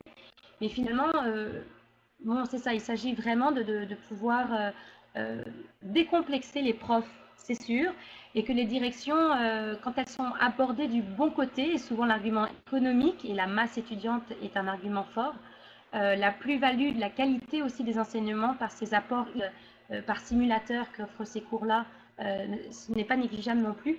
Donc bref, des arguments forts par rapport à la tâche professorale qui permettraient d'être soit bonifiés, allégés, ou le fait qu'on a à cœur d'avoir des bons résultats, quelle que soit la façon dont on travaille, sont des arguments qui vont être négociés en collégialité dans nos assemblées, comme ce travail ici. Merci Samuel. Bernard voulait réagir. Oui, je crois que la question de toute façon de l'investissement et de la valorisation ne se pose plus dans le cadre d'une école privée, école de commerce ou peu importe, bien considérer que pour nos institutions, c'est aussi potentiellement un levier de croissance. Et ce levier de croissance va fondamenter les institutions à débloquer les plans d'activité et les statuts des professeurs, puisqu'elles vont y voir un avantage, sans considérer les économies d'échelle pour éviter par exemple de dépenser des fortunes sur de nouvelles infrastructures dans les amphithéâtres ou autres. Donc au jour d'aujourd'hui, on a là un certain nombre d'éléments qui montrent qu'à la fois on peut faire un gain non négligeable sur l'aspect pédagogique propre tel qu'il existe aujourd'hui dans les institutions, mais considérer aussi et surtout les nouveaux leviers de croissance par rapport à la possibilité que nous aurons de disposer des cours 100% en e-learning pour des publics de formation qui ne viendraient jamais dans nos institutions. Et elle est là, la force du numérique. Merci. Alors, je relève qu'il est une chance de pouvoir écouter Samuel Ducrot-Henry depuis la campagne auvergnate, mais c'est aussi une chance de pouvoir accueillir des Auvergnats depuis Assemble Live et jusqu'au Canada. Jean-Paul voulait intervenir. Je voulais compléter ce qui a été dit, parce que pour l'instant, c'est plutôt inscrit dans je pense, dans une configuration de formation initiale hors les missions qui nous sont imparties, que ce soit dans le secondaire ou dans le supérieur. C'est à la fois la formation initiale, mais c'est aussi, et il ne faut pas le négliger parce que ça va monter en force, la formation continue et puis tout ce qui est VAE, validation des acquis d'expérience. Alors pour les gens du public, ça s'appelle la RAEP, mais le principe est le même. Et à partir du moment où on a cette obligation de former les populations en initiale, en continu, que nous-mêmes, nos métiers, on ne sait pas dans 10 ans quelles seront les mises à jour que nous aurons à faire et on aura à se former. À partir de là, quand on a affaire à des gens qui sont dans la vie active, ça modifie largement le rapport des processus de formation. Nos étudiants vont être de plus en plus nombreux à avoir une activité professionnelle et auront besoin de se former après leurs 35 heures de travail. Ceux qui sont VAE viendront par fraction pour pouvoir présenter leur dossier.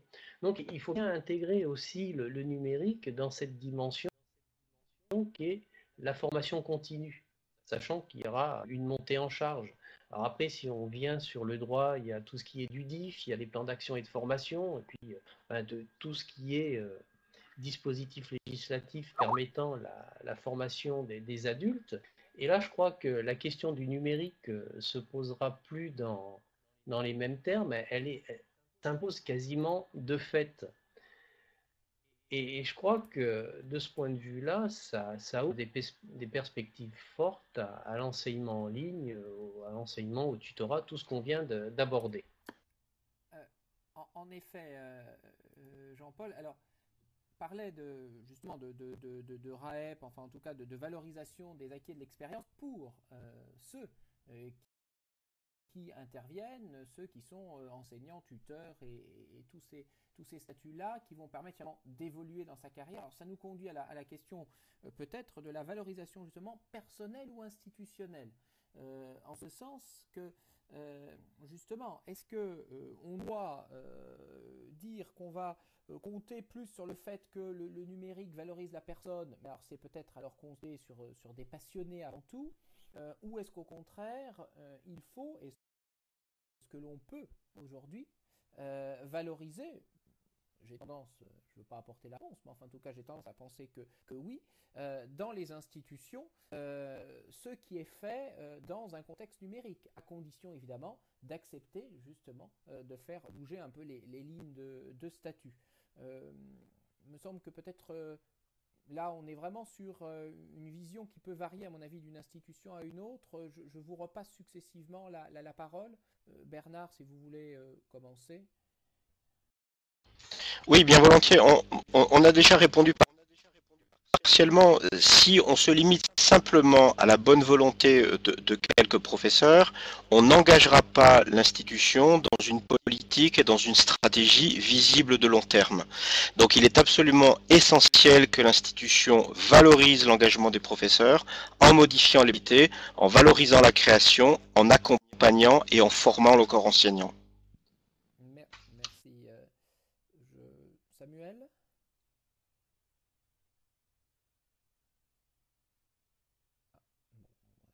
Je passe donc directement à Jean-Paul. Samuel pourra réintervenir après.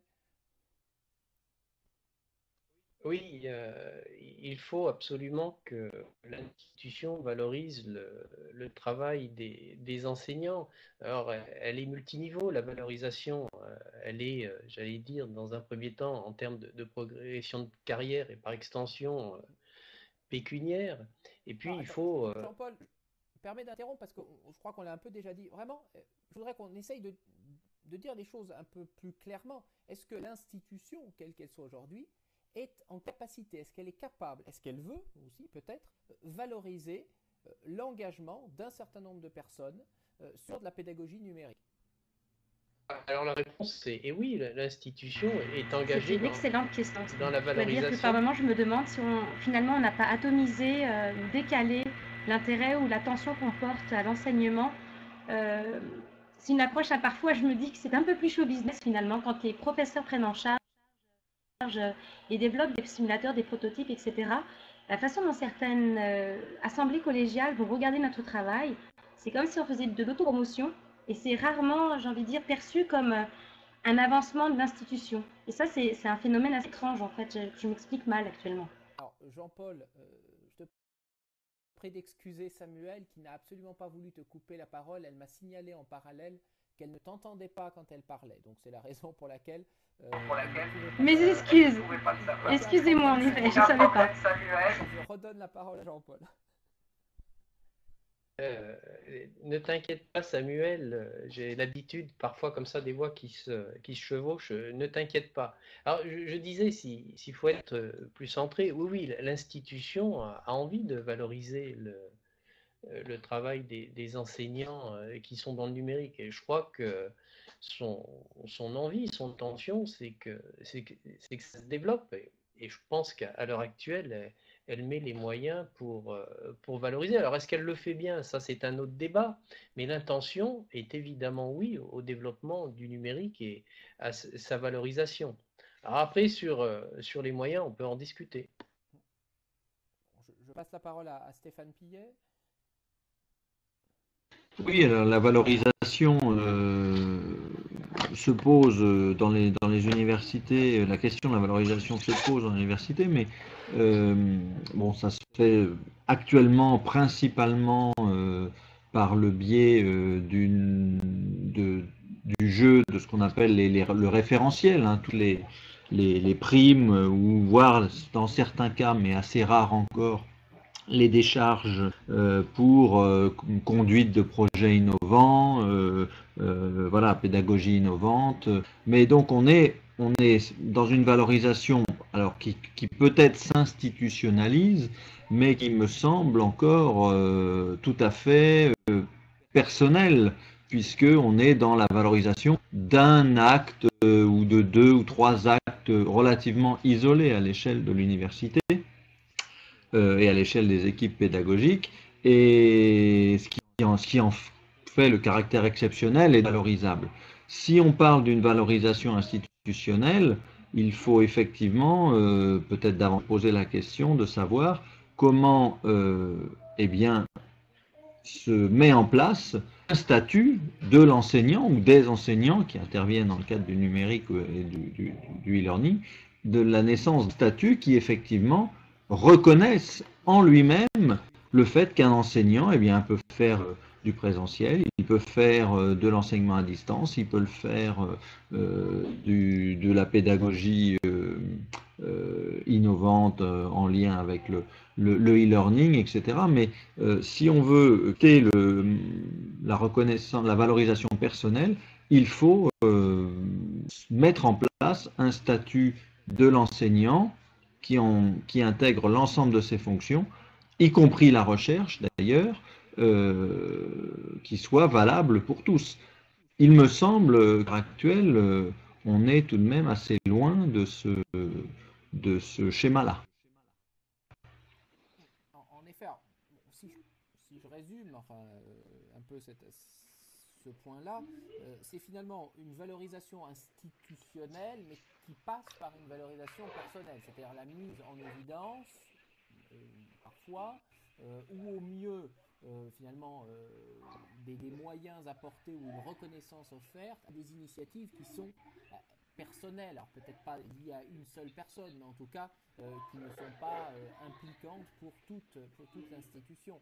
Moi, j'aurais juste une question complémentaire, c'est est-ce que justement on peut, au plan vraiment institutionnel, d'une manière complètement globale, considérer qu'il peut y avoir une évolution des statuts de tous les personnels qui concourent à la mise en œuvre de la pédagogie grâce au numérique, en ayant toujours en place les schémas qui sont les schémas actuels. Le schéma actuel, il est quand même fait dans nos institutions respectives, me semble-t-il. Et d'ailleurs, je demande aux uns et aux autres dans la salle de réagir si vous connaissez d'autres modèles. Mais enfin, c'est quand même un groupe qui sont des enseignants, globalement, un groupe d'étudiants, et puis un groupe de administratifs, politiques, etc. C'est-à-dire un groupe de gens qui gèrent l'institution elle-même.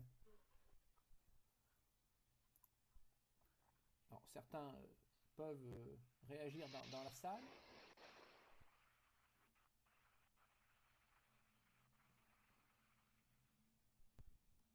Ou parmi les présents. Oui, il me semble quand même que effectivement, tout est une question de ce qu'on veut faire. On a beaucoup de mal aujourd'hui à avoir sur ces aspects-là, sans doute une réflexion, voire peut-être sous certains aspects presque une recherche, ou du moins vraiment un travail de fond sur le métier de l'enseignant aujourd'hui, quelles sont ses missions, pour que ce travail devienne institutionnel, reconnu institutionnellement. Et c'est l'enjeu, sans doute, qui commence à poindre aujourd'hui au fur et à mesure que les injonctions ministérielles viennent rappeler l'importance du numérique dans les évolutions structurelles à l'université et dans le secondaire également. Merci. S'il n'y a pas d'autres interventions sur ce point, si Jean-Paul? Je complète ce que disait Stéphane, hein, c'est la capacité du ministère à penser le temps numérique comme un temps pédagogique. Et puis au-delà, quand on a pensé le temps, tout à l'heure, Stéphane disait, bon, ben, l'enseignant en pantoufle chez lui, je crois qu'il faudra résolument qu'on se dise que l'espace de formation, c'est pas et l'espace physique et l'espace numérique, hein, ou disons, et l'espace physique ou l'espace numérique, mais c'est bien les deux. Et à partir de là, si on est capable d'imaginer, de penser que l'espace de formation, il est dual, à partir de là, ça rendra beaucoup plus difficile, beaucoup plus facile l'élaboration d'un statut. Bien. Alors, en effet, puis on va vraiment pouvoir reparler de ça dans les prochaines séquences. Je vous propose de passer au point suivant, hein, qui est le dernier point pour ce soir, celui du décloisonnement. Décloisonnement du point de vue des statuts.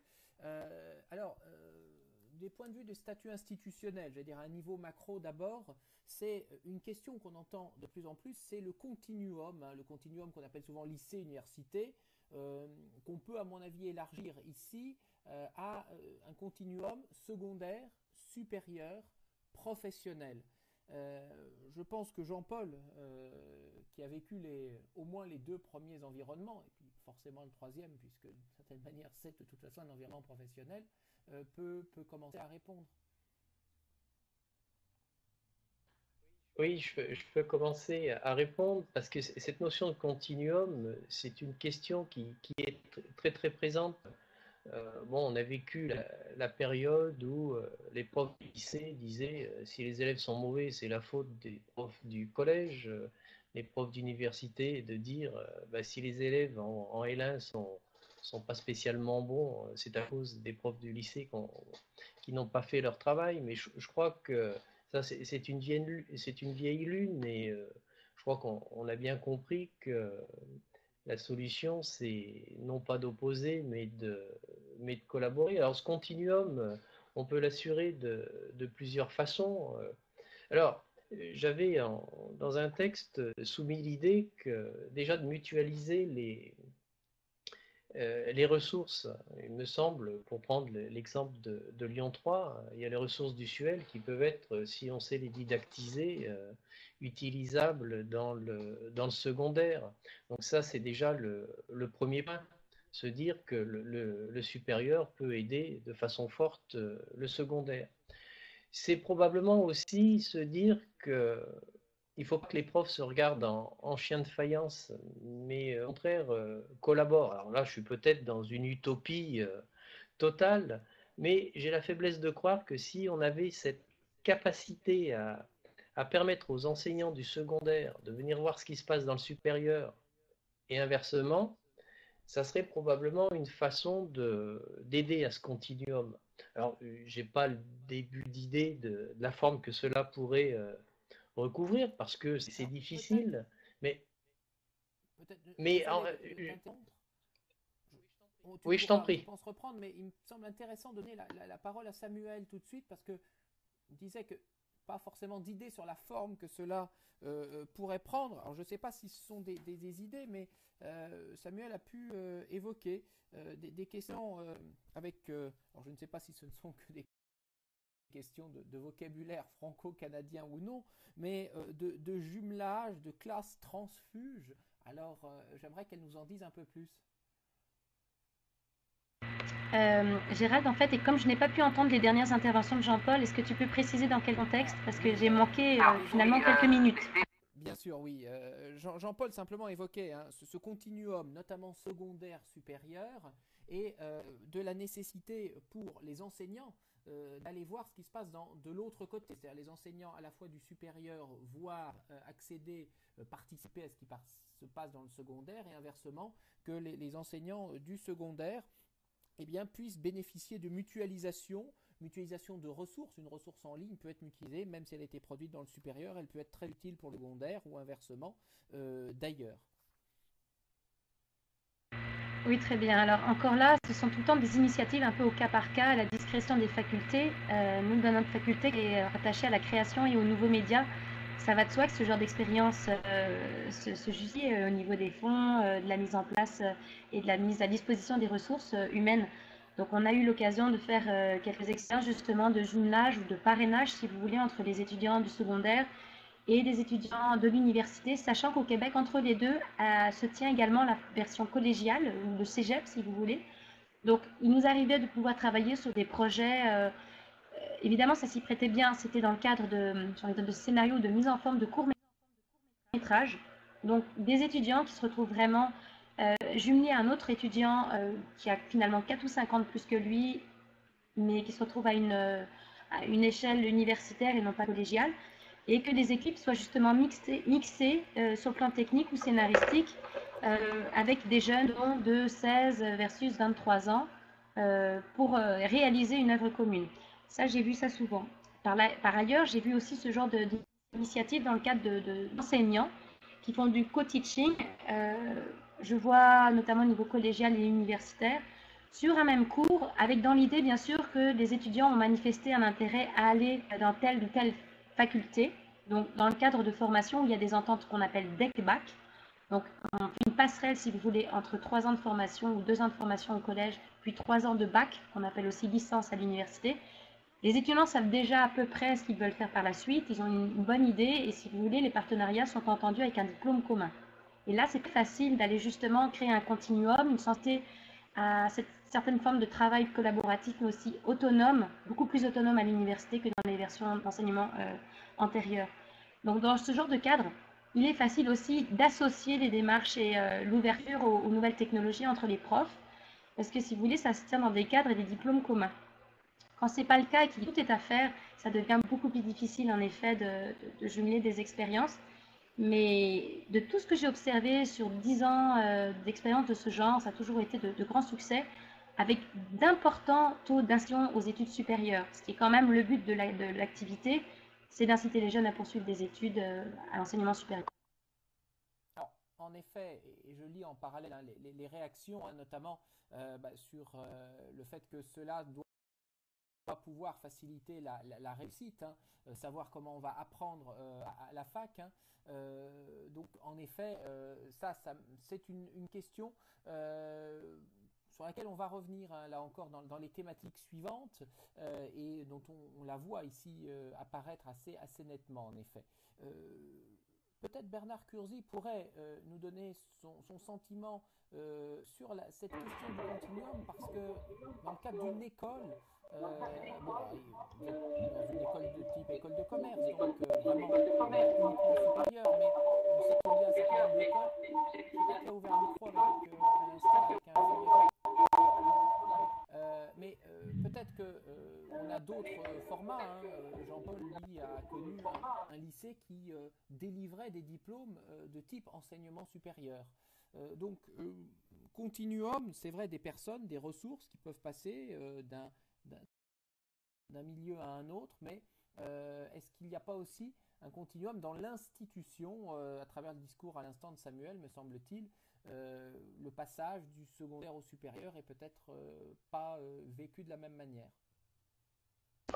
En ce qui nous concerne, on accueille régulièrement, mais trop rarement par rapport à ce qui est pratiqué au Canada et ce qu'a mentionné Samuel.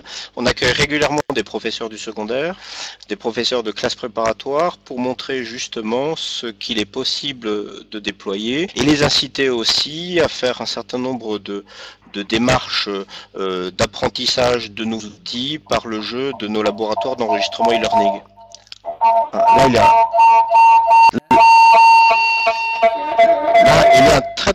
Là, il y a un très fort écho, oui, ça va mieux.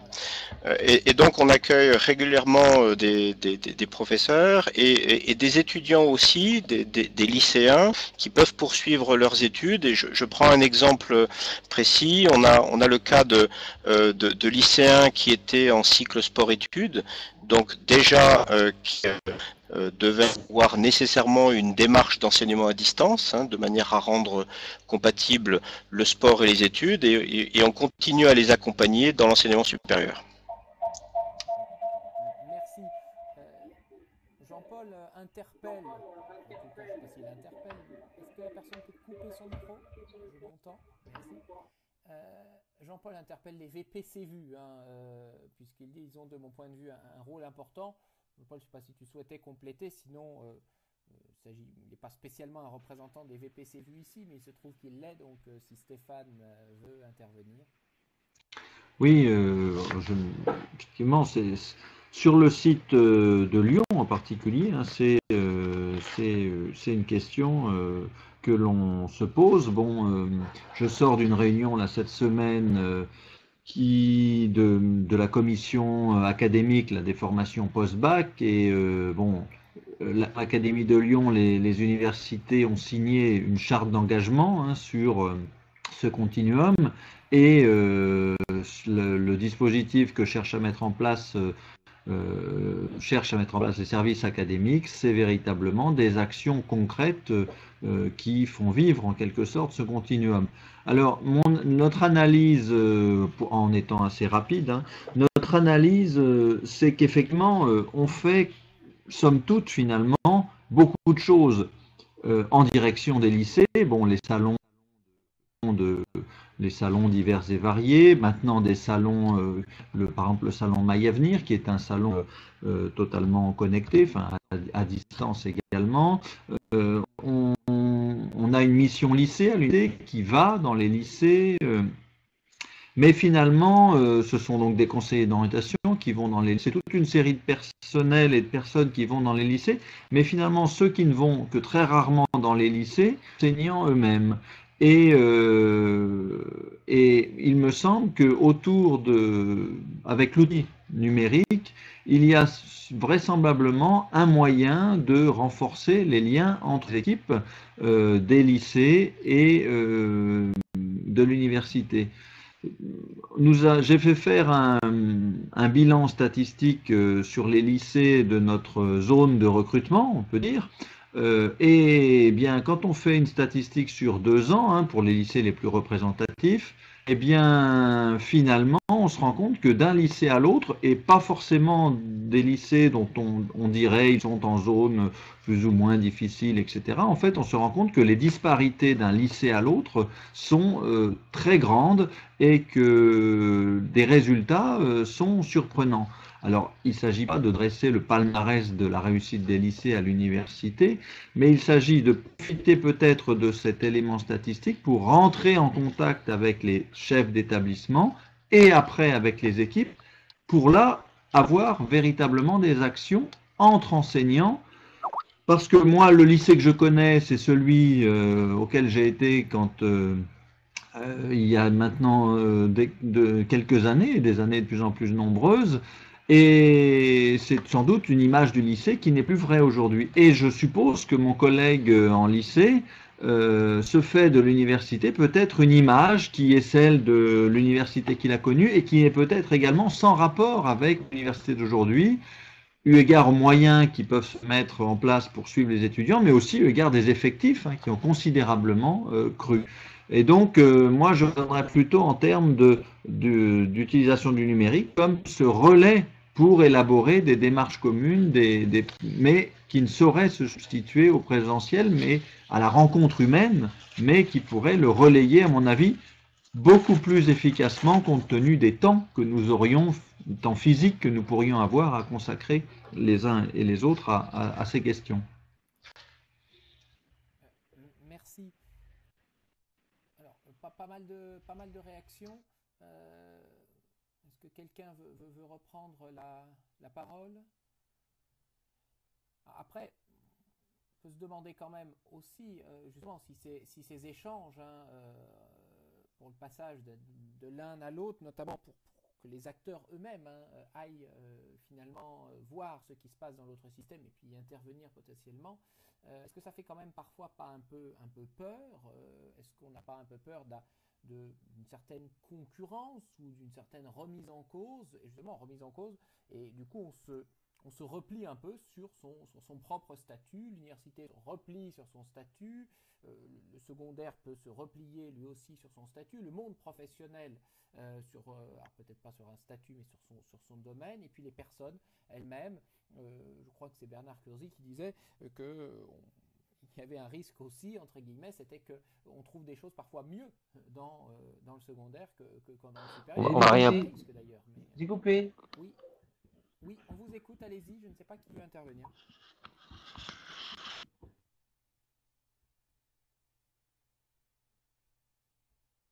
Oui, allô? Est-ce qu'on m'entend? Ah.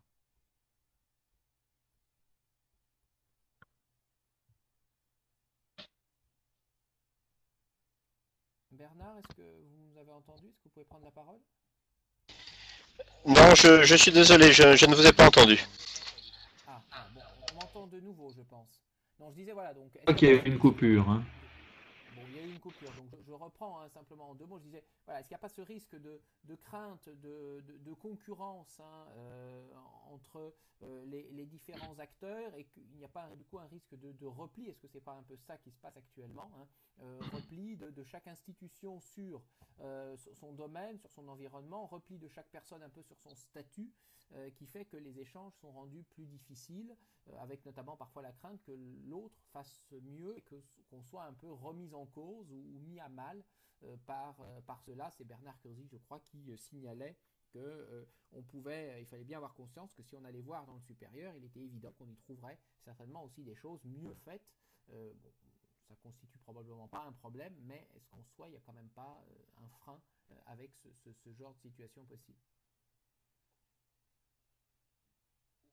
Oui, moi j'ai vu souvent de très très belles choses qui ont été développées dans le secondaire. Alors, il y a de nouveau un écho assez important, mais je pense qu'il est de bonne intelligence pour les établissements d'enseignement supérieur, universités ou grandes écoles, d'entretenir les relations avec les établissements secondaires, parce que fondamentalement, il ne faut pas qu'il y ait de coupure technologique, méthodologique, pédagogique entre le lycéen et l'étudiant. Ça, c'est un premier point. Il n'y a pas de concurrence, moi, au sens où je peux le voir, entre établissements secondaires, cités et écoles. Par contre, il peut y avoir une concurrence exacerbée entre les universités et les grandes écoles, car je suis absolument persuadé, et c'est un phénomène que l'on voit, ça donnera lieu, je pense, à d'autres débats, mais c'est ce que voit poindre avec l'émergence des MOOC. Cela devient demain, très rapidement, un enjeu stratégique d'image pour les écoles.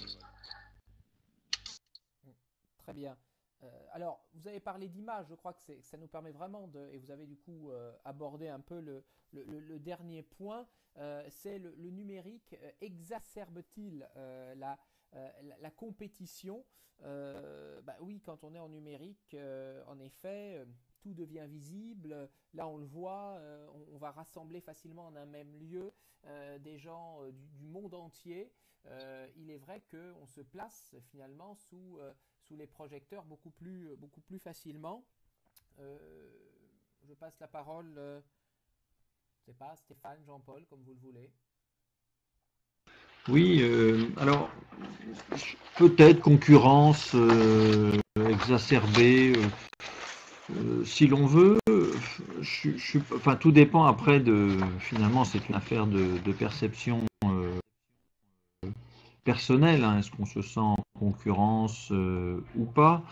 Ce qui me semble intéressant, moi, est-ce que c'est un peu le vécu que j'ai eu avec le recours notamment à la faculté de droit virtuel et aux techniques d'interactivité avec c'est que notamment effectivement la simple mise en ligne d'un plan de cours, pour être le plus basique, voire d'un cours, etc., eh bien, donne évidemment à voir à ceux qui sont, aux collègues qui enseignent dans la même université, voire au-delà. Hein. Et moi, je me suis rendu compte que finalement, sur un cours qui est relativement balisé, eh bien, il y avait des espaces où on pouvait effectivement construire soi-même aussi, enfin, entre collègues, on pouvait avoir là un élément pour construire, faire évoluer sa propre pédagogie. On est tous confrontés régulièrement à un moment dans le cours où on sent que quelque chose ne passe pas bien ou que l'on n'est pas forcément bien en phase avec les étudiants pour les expliquer. Eh bien, de voir un peu comment font les autres, quels plans ils peuvent adopter, de pouvoir de comparer un petit peu, finalement, se donner des éléments de comparaison. Moi, je trouve que c'est une chose assez saine, assez stimulante. Mais effectivement, il faut dans ce cas-là que l'outil soit en quelque sorte perçu comme tel et non pas perçu comme le moyen de mettre en concurrence les enseignants. Je pense qu'il faut le valoriser comme étant un moyen qui permet la rencontre pédagogique, que ce soit sur de la didactique peut-être, mais également sur le fond. Hein, sur une notion complexe que l'on a du mal à faire passer, savoir comment font les collègues peut parfois donner des pistes tout à fait intéressantes et s'avérer riche finalement en termes d'apprentissage du métier d'enseignant. Et là, je pense peut-être particulièrement à des échanges qui peuvent réunir ce qu'on appellerait les jeunes enseignants, ceux qui débutent dans la carrière, et puis les plus anciens qui ont une expérience de 10, 20 années d'enseignement et qui ont aussi des choses à partager, des choses à nous faire partager, faire partager aux plus jeunes, à ceux qui ont moins d'expérience. Et ça, c'est un facteur, à mon avis, de progrès pour tous. Valoriser l'expérience, le savoir accumulé au bénéfice des jeunes générations pour qu'elles soient ces nains perchés sur des épaules de géants. D'accord. Une remarque, question intéressante dans le public. Pierre Marty a écrit faire de la formation continue en public mixte, enseignant du supérieur et du secondaire, serait-il une idée porteuse? Je vous adresse la question. Je ne sais pas. Est-ce que l'un ou l'autre d'entre vous veut réagir à cela? Oui, Jean-Paul? Oui, je crois que c'est effectivement une bonne idée. Alors, il y a une institution dans laquelle j'interviens qui s'appelle l'ESEN, l'École supérieure de l'éducation nationale. Et il y avait un dispositif qui s'appelait IFD, Ingénierie de la formation à distance. Et l'ESEN a eu cette intelligence de constituer des équipes qui étaient, j'allais dire, transcorps. Et on retrouvait intégrés dans ces équipes qui réfléchissaient à l'ingénierie tutorale, des gens de tous les métiers, de toutes les hiérarchies, puis du secondaire et du supérieur. Et ça s'est avéré extrêmement fécond, au sens où chacun a apporté la richesse de son expérience. Donc oui, d'une part, je crois que c'est une bonne idée, et puis ça se pratique. Enfin, les exemples existent en tout cas. Et je l'ai vécu de l'intérieur, et je peux, pendant 2 ans, en tant que tuteur la première année et puis prof la seconde année, par expérience, je peux vous dire que c'est extrêmement, extrêmement riche. Merci. Alors, écoutez, je propose de prendre les questions qui sont passées entre-temps. Bon, une remarque, la majorité des étudiants disent qu'entrer à la fac c'est un échec, on peut en tirer quelques conclusions lorsque l'on parlait de concurrence ici. Question, existe-t-il un métier de e-tuteur pour les enseignants? Alors, bon, on revient sur certains aspects. Je crois que c'est en effet maintenant question ouverte avec les uns ou les autres sur les thèmes que nous avons pu balayer. Alors Samuel, qui a eu une nouvelle déconnexion, n'est pas encore revenu. E-tuteur pour les enseignants, ça me paraît relativement complexe finalement, mais on peut voir d'ailleurs, je crois que ça résume bien, c'est-à-dire que quand on réfléchit vraiment au statut avec le numérique, les choses deviennent très compliquées, parce que là on a tuteur. Alors e-tuteur, est-ce que le e-tuteur c'est la même chose que le tuteur tel qu'on aurait pu l'imaginer dans un contexte classique, donc présentiel entre guillemets, et puis e-tuteur pour enseignant, alors ça veut dire quoi? Est-ce que l'enseignant doit lui-même forcément assurer le tutorat? Est-ce qu'on considère que ça fait partie de son rôle? Est-ce qu'au contraire on peut séparer les fonctions comme on le disait tout à l'heure, hein, avec la TELUC? Ça me semble, voilà. Et puis Jean-Paul mentionne formation de formateurs. Ça revient à ce qu'on avait dit également au départ. Est-ce qu'on peut proposer, inciter l'enseignant à être formé pour les évolutions du statut, les évolutions donc des fonctions affectées au statut qui est le sien?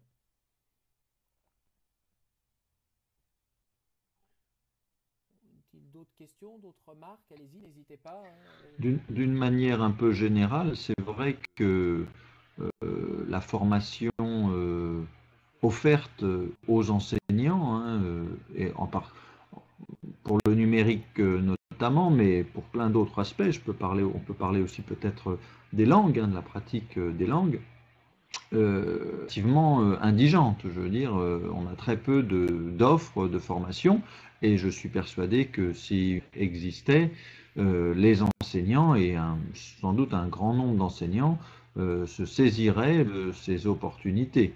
Donc de la formation des équipes enseignantes de l'université me semble être le préalable tout de même indispensable pour tous ceux qui voudront donc accéder à ces pratiques, découvrir effectivement les formules qui peuvent exister et qui sont ignorées, et c'est le préalable pour qu'effectivement le e-learning ou l'enseignement à distance fasse corps un petit peu, si on peut dire, au niveau de l'institution, pour qu'il se développe, qu'il se généralise. Donc ça me semble vraiment primordial de former les enseignants arrivant, bien sûr, et les enseignants sous la forme d'une formation un petit peu permanente, plus ou moins spécialisée selon les niveaux des uns et des autres. Merci. On écoute vos questions, n'hésitez pas.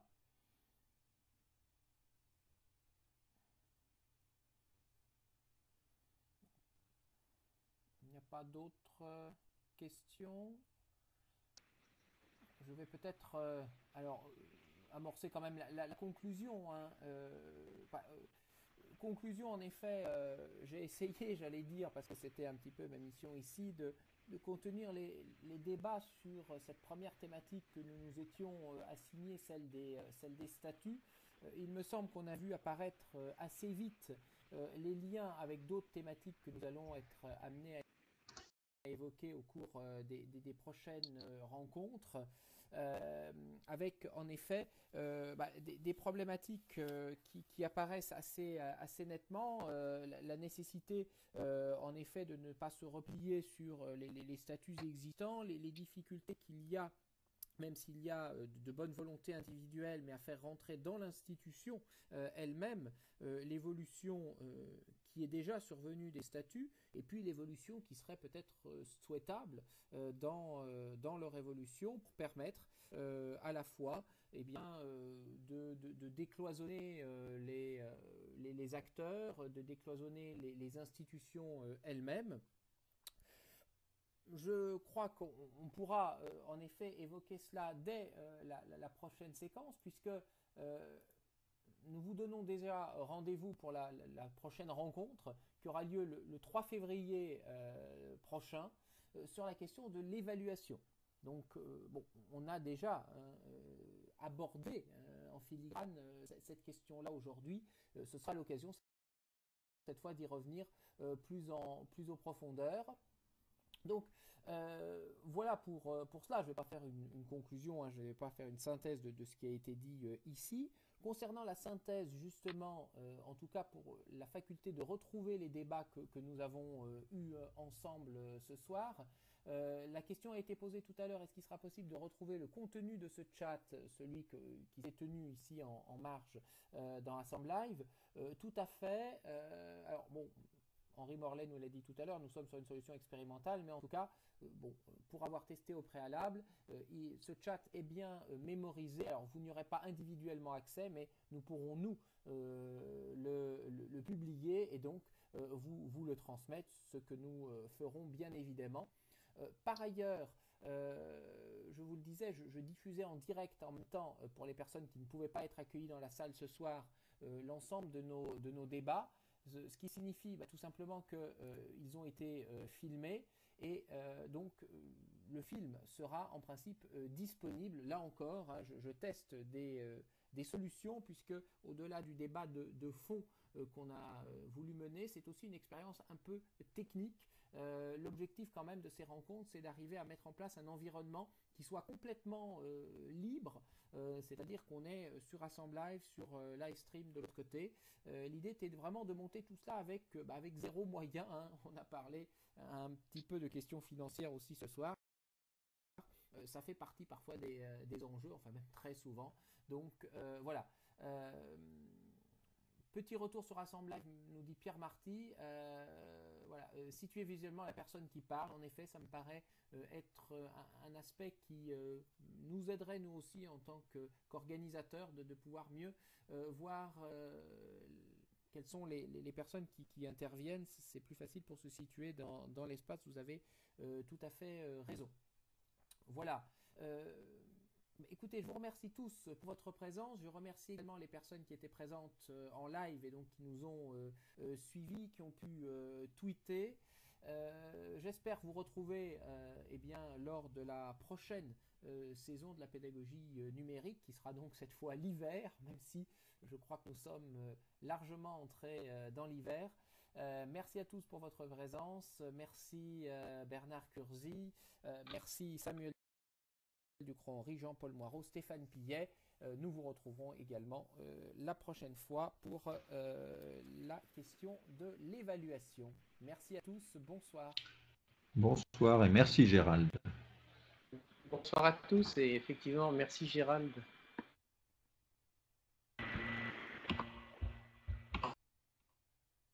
Merci et bonsoir à tous. Bonsoir à tous et volontiers à disposition pour poursuivre avec vous tous.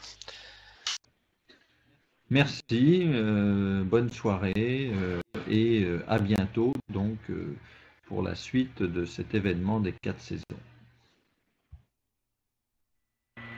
Avec un hiver bien entamé, nous attendons notre première vraie tempête de neige demain. Bon, merci. Bonne soirée à tous. Et rappelons quand même que cette conférence a été internationale. Il y avait la Roumanie, il y avait le Canada, il y avait la France et les États-Unis et probablement d'autres pays que je n'ai pas identifiés.